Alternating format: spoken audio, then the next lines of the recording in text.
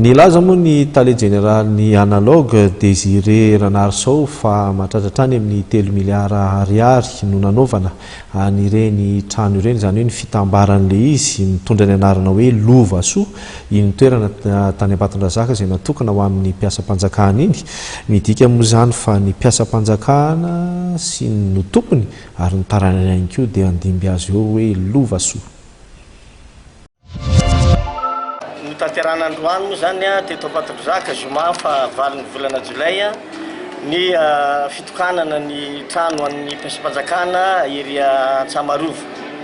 Trano 50 moa ny isany ao ary ny 10 amin'ireo dia trano izay mbola azo hitarina zany. Ny vidin'izay dia eo amin'ny 50 millions d'ariary eo ka hatramin'ny 53 millions d'ariary. Io moa zany mampiavaka azy ny tratran'ny tôbila sy ny tsy tokony tôbila. Dia misy ny appartement indray izay tsy azo hitarina fa lehibe kokoa zany ny trano izay misy trano malalaka sy lakozia ao ambany, misy efitra anankiroa sy trano fidiovana ary trano fivana ao ambony. Dia ny vidin'izay indray dia 50 millions d'ariary ka hatramin'ny 59 millions d'ariary. Dia mitovy ihany moa zany ny tratran'ny tôbila na tsy tratran'ny tôbila mampiavaka azy. Ny fotodrafitrasa hafa zay nitokanan'Androany zany niaraka tamin'izay trano an'ny mpiasam-panjakana zay manodidina an'io cité Lovasoa izay misy ny trano io zany dia misy lalana eo amin'ny 400 mètres eo vita amin'ny béton, chaussée en béton zany.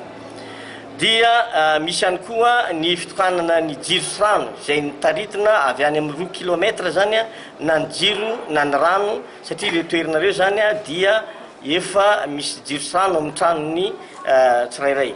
Ary anatin'izany koa dia misy ny poste avancé satria ilaina ny ampandry fahalemana ny faritra iny satria hitanareo fa somary mitokana ihany izy dia izay zany no nampisy an'ilay poste avancé.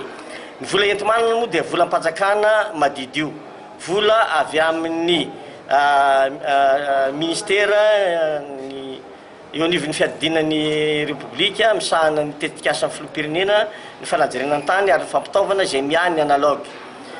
Précision zany amin'le vola nentina nanatanteraky ny asa. Efa nambarako teo fa vola am-panjakana madidio le izy.